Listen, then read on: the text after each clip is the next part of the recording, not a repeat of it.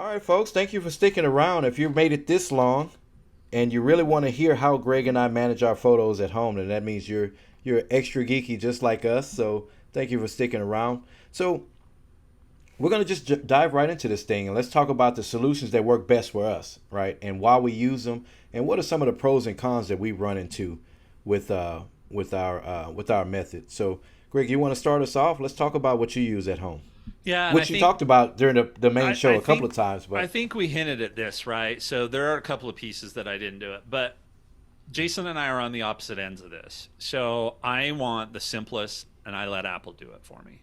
So yes, the good news is, over time, I'll go from 5 people on my account to 4 to 3 to 2, right. hopefully, as my boys get, married and do all that kind of stuff. And my mom's stuff, eventually, I'll just move it off, right? And not have to worry about it. But it's so small, it's not a big deal. So Right. I don't anticipate having to go up from this 2 terabyte anytime soon, because a lot of the stuff that I do that takes up a lot of space, like our videos and stuff, I delete off because I've got them elsewhere. I don't need them in my photo Yes. library. I only need them there to do some stuff with them. So Right. I let Apple do it for me. Like I said, I've got the Premier subscription. It comes with 2 terabytes of storage. I could add an additional 2 terabytes of storage on top of that for an additional $10 a month, or I could add the 200 gigabytes or whatever. So I think it's going to be a long time before I run out of Apple's storage stuff. And that Yeah. applies for Karen. I was actually thinking about this with her. It applies for her, Dustin, and Wyatt, since we're all on here.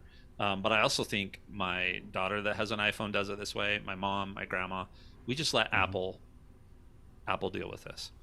Now, one of the reasons I can do that is because I have what's probably in your middle tier, right? Because I have a Mac, on my phone, I don't download all the full resolution photos to my phone. I let the phone manage my storage for me when it comes to photos. So I've only got Yes. like 5 or 6 gigabytes worth of 105 on my phone right now, even though I have half the space available. It just, that's what it Mm-hmm. puts on there. I just let it deal with that because the full resolution versions are sitting in Apple's cloud. That's how I know I have a 106 gigabyte library, right? If I go in right Yes. now into my storage and look at my personal storage, um, it's going to tell me that my photos are 106. Mm-hmm. Yeah, I mean, in the cloud it says 87. Here on my local drive it says 105. So fine, whatever, right? Okay. The difference between those, um, that's fine. On my Mac, I'm downloading the full resolution photos. That's the difference. Is I go into photos, I flip that switch, it says download the full res, and that's how I Mm-hmm. know that my photo library is currently taking up 106 Right. gigabytes worth of photos. And then I use Time Machine. So again, I'm letting Apple's built-in stuff do its job. So twice a week, usually, I plug in an external hard drive into my computer. I don't even have it hooked to my network to tell you how simple I have this. Twice a Yes. week, I plug in that external hard drive. It goes through and does a backup. When it's done, I eject the hard drive and I'm done. And everything is backed up on my Mac there, right? I mean, that Right. includes some of the other iCloud stuff that sits on here. So essentially, I've got a local backup and I've got a cloud backup of all this stuff. And then I also currently, you and I will talk about this next week. So again, tune in next week to talk about this.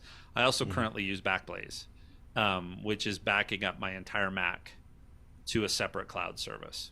So in theory, Yeah. I've got 2 cloud backups and a local backup of everything that's on my Mac, which happens to include my entire photo library. So that's how Right. I do this.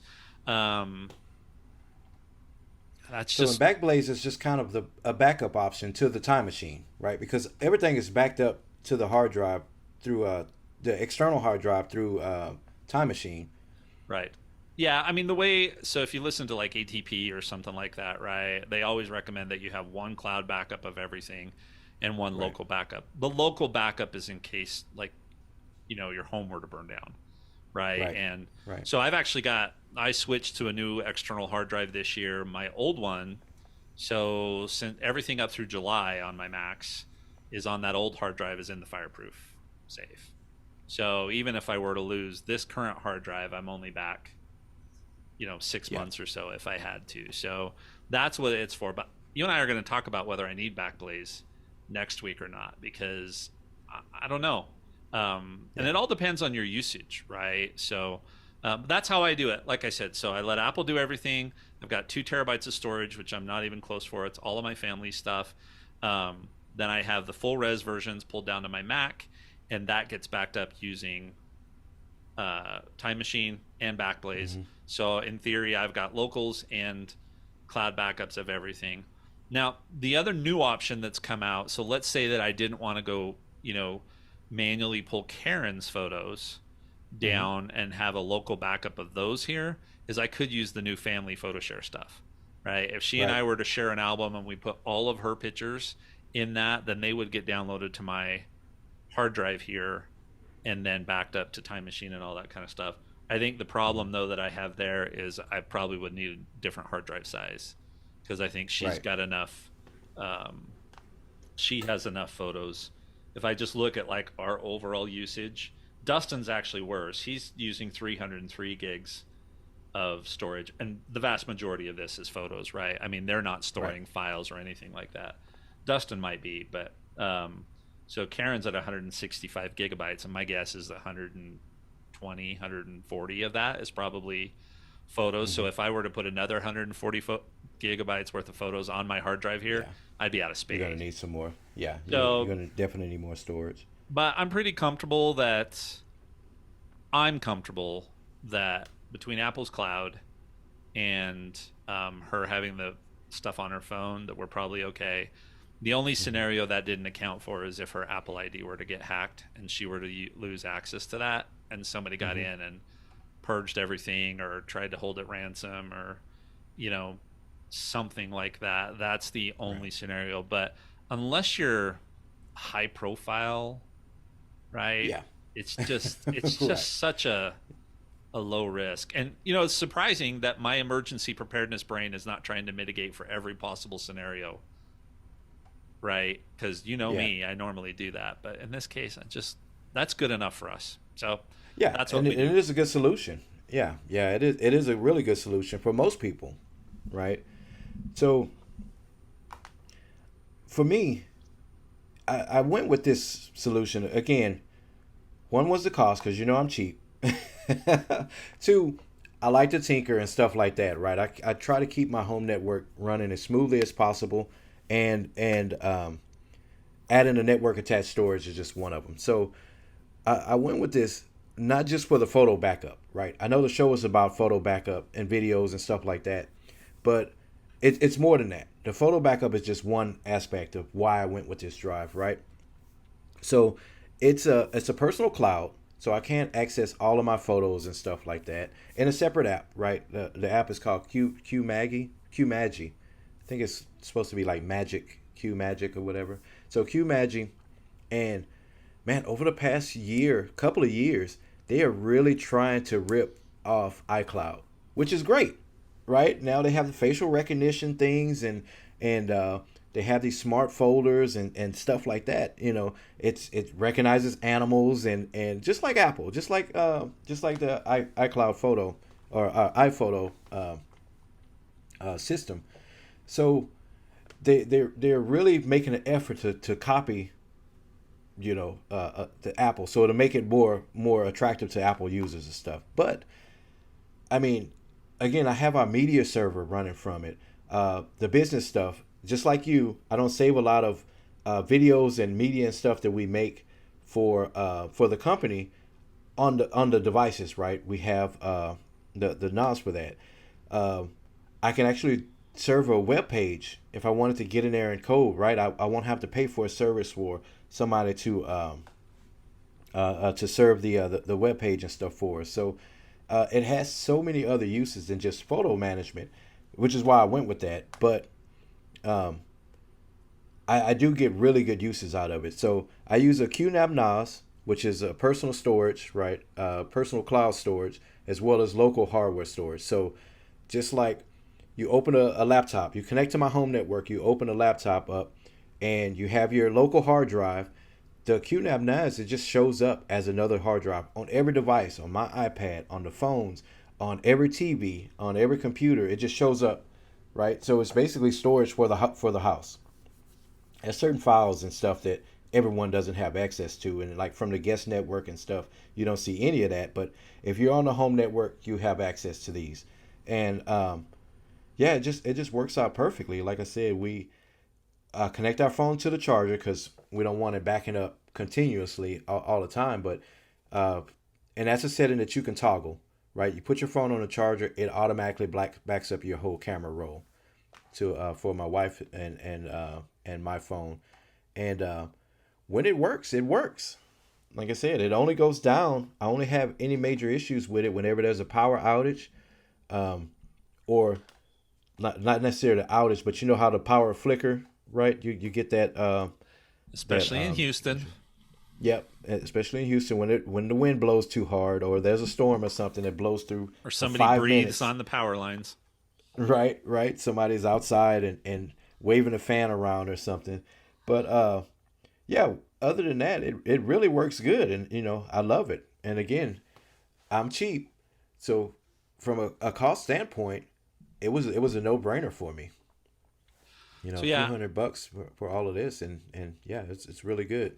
I added one more thing for us to talk about here. So I Hmm. mean, knowing you, you're not cheap. You like to make sure that you're spending money Right, appropriately. right. I'm spending So consciously. Yep. Synology's probably what, double the cost of the QNAP, depending on what hard drives you decide to put in it. I mean, Depending on, yeah, if you put their hard drives in, which I've heard they're really pushing you to do, and they pop up all kinds of stuff telling you this won't work as well if you're not using our hard drive, blah blah blah blah blah, right? right. So I mean, let's assume it's 2x the cost, Hmm. and you were doing this again. Are you gonna stick with the QNAP, or are you gonna go with the Synology?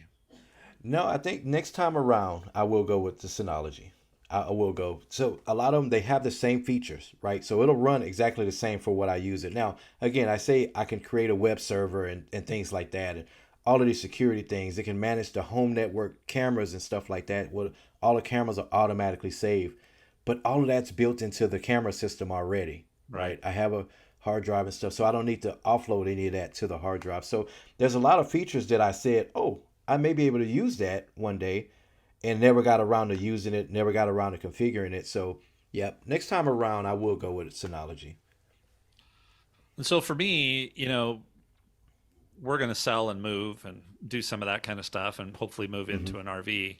I think my only thing that I would like is for my external drive to be connected to the network so Right, that I don't necessarily need hourly time machine backups because, as you'll see next week when we talk about this, already most of my stuff is going to the cloud anyway. Right. hmm, But um, where I could go in and because right now I just leave my time machine settings alone because it only can back up right when it's connected to a drive. So, right, I get one or two backups a week. And so that's probably what I would change is I would want, and the Eros that I have don't have USB-C right. ports. So I can't do So, that. yeah. So that was something that we skipped. I kind of saved time was going into the routers that have it, and that was going to be my question: was does the Euros have where you can connect a hard drive to them? They don't. Not this one. I don't know if that new one that I sent you, that 7, and I don't even have Yes. my main hub is not even a 6.